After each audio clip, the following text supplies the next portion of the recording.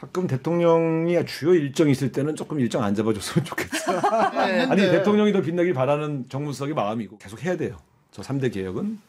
근데 날짜를 좀 잘 잡아줬으면 좋겠어.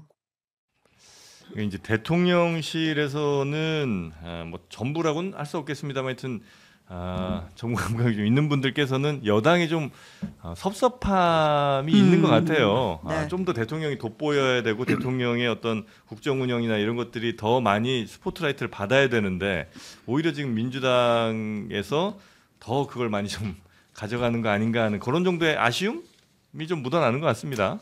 제가 우상호 정무수석이랑 김영진 의원 저 말을 종합적으로 제가 계속 얘기했던 겁니다. 제가 증인입니다. 그렇죠. 하루 종일 해요. 하루 종일 이재명 대통령이 네. 중심이 돼야 된다. 아. 그러니까 집권 여당이 지금 현재 있어서 더 단어가 부각되면 네. 이재명 대통령이 뭘 하더라도 가려지게 되잖아요. 그거는 너무나 현상적인 문제라서.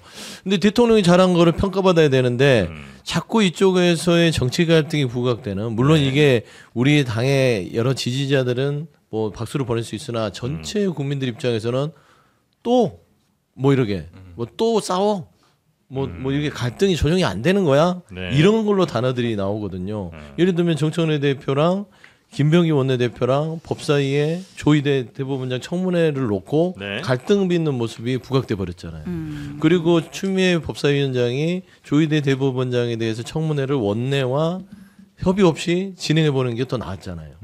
그리고 조희대 대법원장이 이재명 대통령보다 더 많은 단어를 차지하게 되잖아요. 네네. 그러면 이 부분들이 이 국정운영에 도움이 안 되는 거예요. 그래서 김대중 대통령은 국민보다 국정운영은 반발짝만 앞서가라. 너무 빨리 가지도 말고 뒤처지도 말고 했는데 집권여당은요. 네. 대통령의 국정운영보다 반발짝 뒤에서 좀 움직여주는 그런 모습. 지금 우상호 정무수석은 한 발짝 정도 움직였으면 좋겠다고 얘기한 것 같은데 네. 그런 스탠스가 좀 필요하지 않을까 싶어요. 한 발짝 반발짝의 문제가 아니라 아니고 길이 달라요.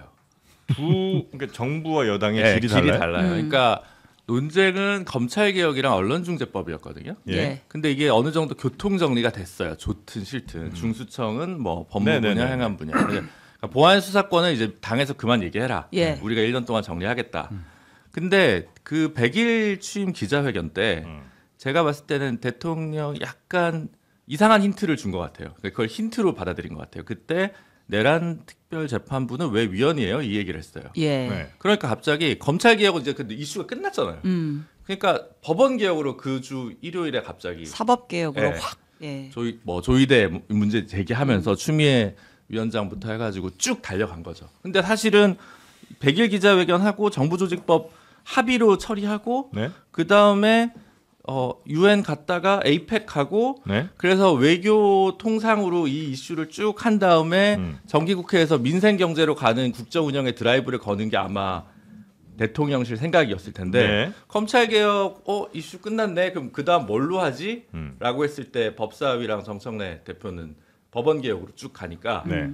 이 강도의 문제가 아니잖아요. 검찰 개혁에서 보안 수사권까지 다 중수청 소속까지 다면 한 발짝 반발짝의 문제인데 네. 아예 궤도가 달라버린 거예요. 그러니까 이게 부담스러우니까 중간에 우상호 수석이 네. 저거는 이틀 전인가 스토브리그 나온 거고 아까 네. 방송 나온 거는 그때 나와서 조희대 대법원장 거치에 대해서 대통령실 논의할 계획도 없다고 얘기했거든요. 네. 그럼 시그널 한번 준 거예요. 이거 그만하라고.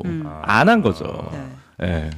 그래서 지금 맨 처음에는 그 대통령실의 시그널을 당이 좀 잘못 이해한 부분이 저는 좀 그렇게 있고, 봐요. 예. 그다음에 지금은 대통령실과 여당이 조금 다른 길을 자꾸 달려가고 있는 것 같다. 그런 것 같습니다. 예. 그렇습니까? 근데 거기서 아니면 서로 역할을 좀 이렇게 나눴을 가능성은 근데 손발이 좀 안 맞는다고 보시는 거예요? 전혀 안 맞죠. 전혀 안 맞죠. 근데 저기 스토브리그 저 1시간짜리 제가 다 봤거든요. 일부러 2배속으로 돌려서. 다른 프로그램 얘기는 그만 좀 하시고. 아이고. 네. 우상호 수석이 한 얘기 중에 네. 웃긴 게 두 가지가 있어요. 네. 그 저 방송에 나와서 뭐라고 했냐면 추미애 위원장 얘기를 하니까 예. 추미애 대표는 제가 원내대표 하면서 모시던 분이기 때문에 말을 안 하겠습니다. 이렇게 얘기했고요. 네. 그 다음날 모 일간지 인터뷰에서 보면 네. 지지율 왜 떨어진 거라고 생각하세요? 라니까 답을 안 하겠습니다라고 해요.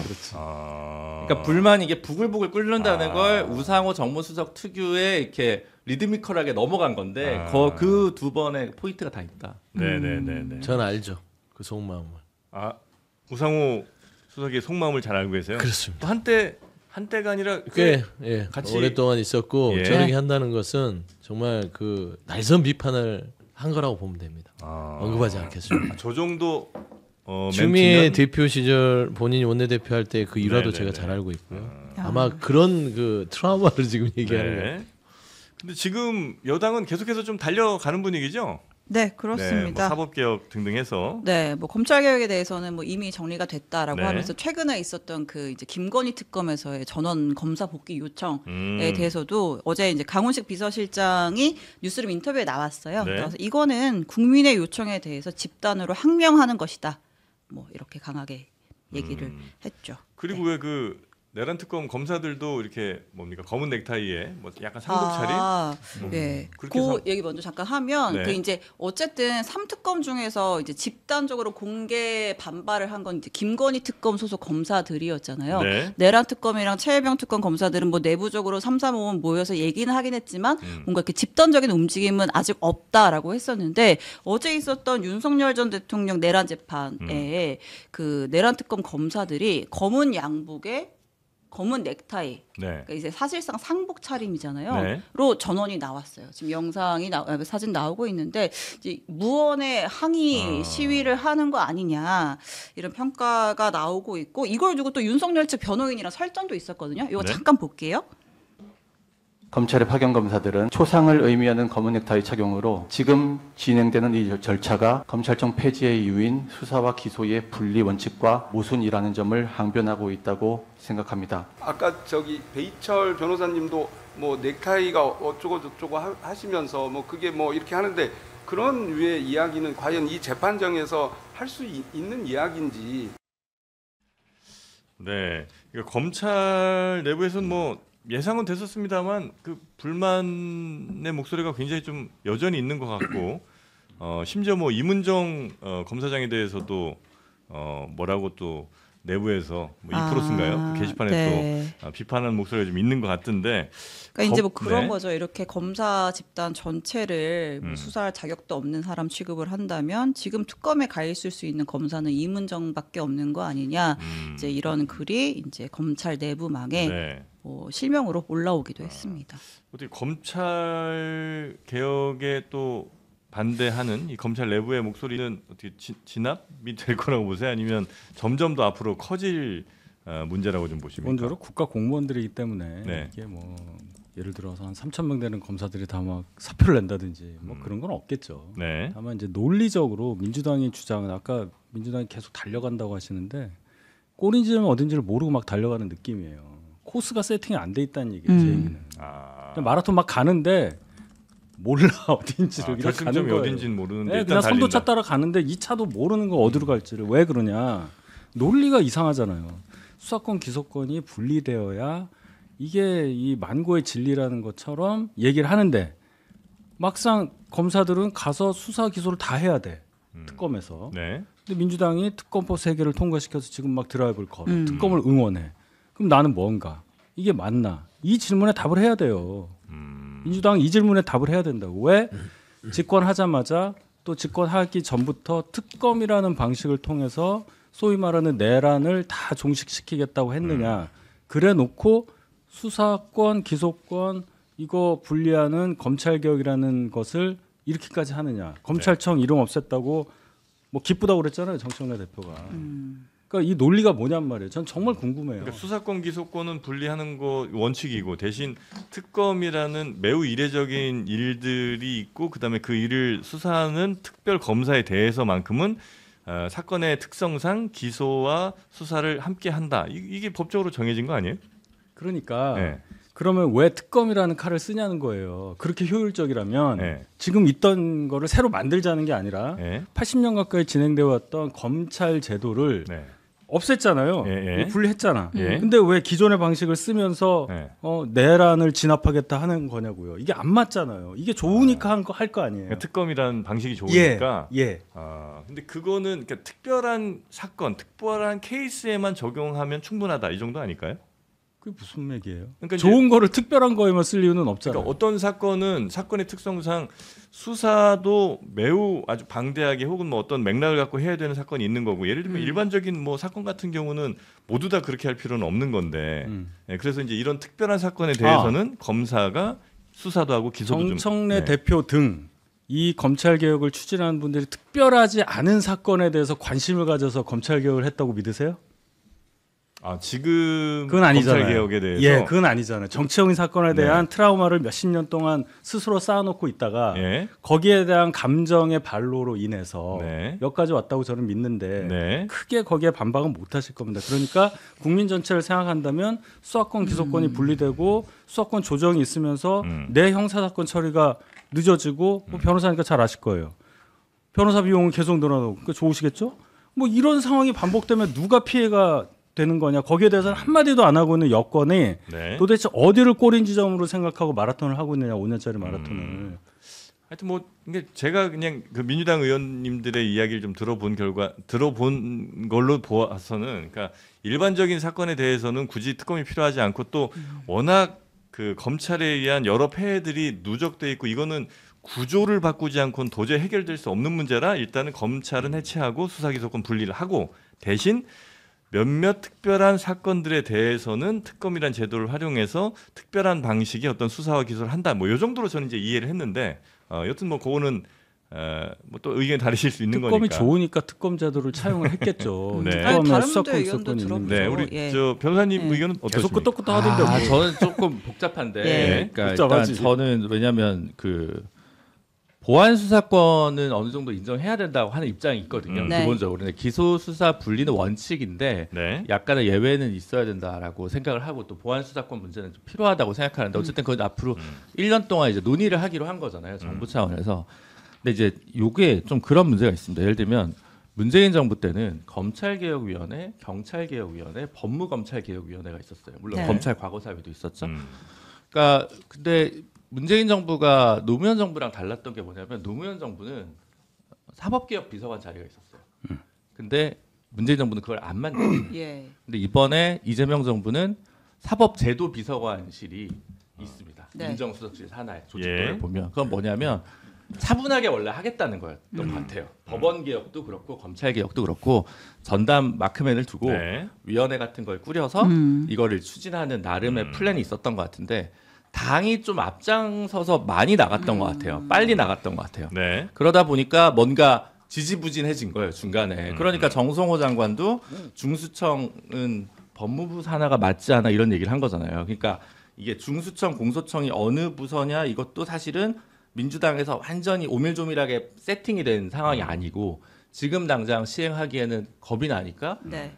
그래도 1년 있다 시행한다 이렇게 이제 네. 대통령실에서 이른바 가르마를 탄 거고 그래서 저는 물론 이제 검찰이 뭐 이렇게 아무 저항이 없겠습니까? 누군가는 사표를 쓰고 누군가는 네. 뭘 하겠지만 그러니까 기본적으로는 이제 이거는 해야 되는 개혁의 방향이라고 생각하는데 네. 이제 개혁의 완성도가 속도보다 중요한데 너무 그러니까 이제 아까 뭐 세팅이 안 됐다고 얘기하셨는데 저는 약간 한양대 박찬호 같아요 요즘 민주당이. 그러니까 제구가 안 돼요. 160을 던지는데 제구가 안 돼요. 그래서 예전에 박찬호 선수. 네, 박찬호 선수가 아. 한양대 다닐 때 네. 제구가 안 돼서 아무도 못 쳤다는 거예요. 9학번 네, 그래서- 넘버 3밖에 안 됐어요. 그래서 그래서 그런 상황인 거예요. 그러니까 지금은 제구가 돼야 된다. 제구가 좀 아쉬운 부분이 있는 거죠. 그 넘버 3라고요. 넘버 1 임선동, 넘버 2 조성민, 넘버 3 박찬호 아니었어요. 그래 결국은 박찬호가 제일 잘 됐잖아요. 아, 그러니까 그러니까 잘 되는 과정에 있어서 제구가 잡혀야 된다. 제구가. 지금 말을 안 듣는 거 아니에요. 제구가 안 제구가 돼야 잡히는데 된다. 제구가 지금 제구를 잡을 생각을 안 한다는 얘기예요. 제 아, 얘기는. 그래요? 네. 어떻게 소영민 선생님 좀 참고 넘어가시겠습니까? 아니요, 뭐 말씀들을 잘 들었고 이런 미안하네. 의견들을 지금 정부가 예. 검찰개혁 TF를 꾸려서 듣고 있는 거예요. 예. 이 뭐 윤수석 대변인에 대한 시각, 그다음에 우리 김준우 변호사의 시각을 지금 이재명 정부가 살을 붙이는 겁니다. 민주당이 검찰개혁의 시간은 다 끝났어요, 사실상. 네. 왜냐하면 정부가 선을 그었잖아요. 정부 개혁 TF에는 민주당은 그냥 의견만 달라. 나머지는 우리가 살을 주겠다는 것이고 보안 수사권 등등등 많은 것도 다 이제 정부가 결정할 겁니다. 그래서 저는 민주당의 아쉬운 부분들이 있다손 치더라도 민주당 입장에서는 사실 문재인 정부가 이 검찰 개혁을 머뭇거렸던 부분들에 대해서 좀 당원들이라든지 국민들의 좀 원성도 있어요. 완전하게 이거를 수사 기소를 분리해서 마침표를 찍었어야 되는데 이거를 시간을 가지고 그냥 가다 보니까 결국에는 유야무야 검찰개혁이 돼서 지난 검찰 정권을 줬고 네. 그 검찰 정권이 또 이 검찰을 활용해서 여러 가지 일을 했다라고 판단을 해요. 그래서 저는 그런 측면에서는 좀 속도 조절과 제구가 잘 안 되는 거는 같은데 네. 사실 이제는 정부의 시간이다. 그래서 정부가 정부의 시간이다. 예, 다양한 검찰 내부에 지금 하소연도 다 들어가면서 네. 보안수사권 등등등을 어떻게 어느 수위로 줄 건지는 결정할 거고 저는 이재명 정부가요 보안수사권을 어느 정도 예외적으로 인정해서 줄 것 같아요.